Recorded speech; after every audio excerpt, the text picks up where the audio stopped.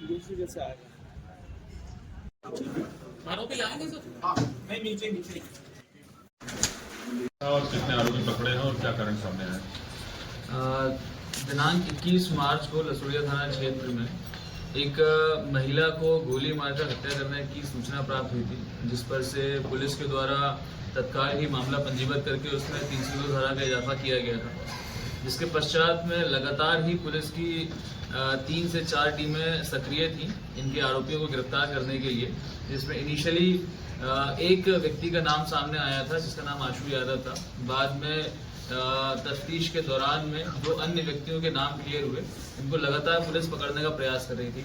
काफ़ी सारे CCTV footages, technical surveillance और अन्य मुखबिर सूचनाओं के माध्यम से जब इन लोगों को तलाश करने का प्रयास किया गया तो इनके जो पुश्तैनी घर थे, जो इनके जहाँ के रहने वाले थे, इन सभी जगह पर जाकर के पुलिस की टीम के द्वारा दबिश दी गई, जहाँ पर इनके कोई भी परिवार वाले नहीं मिले। आरोपी के नाम से सभी जगह से लोग फरार होने के पश्चात में उनकी तलाश लगातार जारी थी, जिसमें मुखबिर सूचना और टेक्निकल सर्विलांस के माध्यम से जब इनकी जानकारी मिली तो ये जानकारी प्राप्त हुई कि ये लोग कसौल में जाकर छुपे हुए थे। और जब इनको न्यूज़ मीडिया के माध्यम से मालूम पड़ा है कि इनके खिलाफ में लुकआउट सर्कुलर भी जारी किया गया है और इनको पकड़ने के लिए पुलिस लगातार प्रयास कर रही है, तो ये लोग वापस लौट करके नेपाल भागने के प्रयास में थे।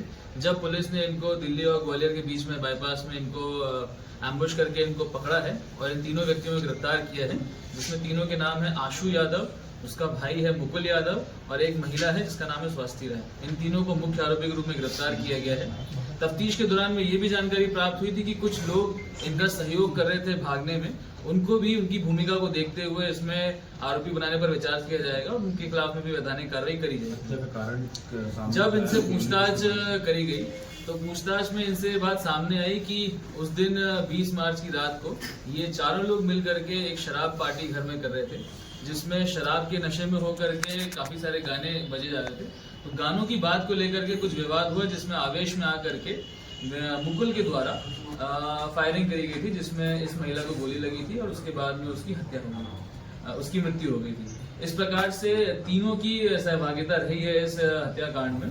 जब इनसे और डिटेल में पूछताछ करी गई तो इनसे ये जानकारी प्राप्त हुई कि मुकुल और आशु और इनके कुछ साथी लोग उस घर में एक ऑनलाइन सट्टे का भी काम किया करते थे।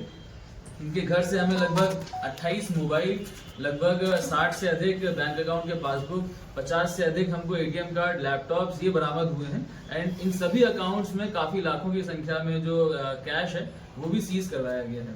इस प्रकार से इनके विरुद्ध में एक और धोखाधड़ी का और ऑनलाइन गैम्बलिंग का मामला पंजीबद्ध भी किया गया है और इसमें भी अलग एक विशेष टीम का गठन किया जा करके इस मामले की भी तह तक जांच करी जाएगी कि इस सट्टे के रैकेट में कौन कौन इन्वॉल्व था और उसमें जिन भी आरोपियों के नाम सामने आएंगे उनके खिलाफ भी वैधानिक कार्रवाई की जाएगी।